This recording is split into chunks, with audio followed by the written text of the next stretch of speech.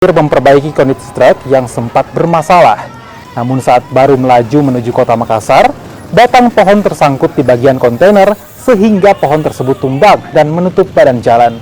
Meski tidak ada korban jiwa, namun kemacetan terjadi sepanjang 3 km di Jalan Poros Kecamatan Turikale, Kabupaten Maros yang memaksa polisi harus membuka jalur kontraflow. Arus lalu lintas kembali normal setelah petugas BPBD membantu membersihkan pohon tumbang dan badan jalan.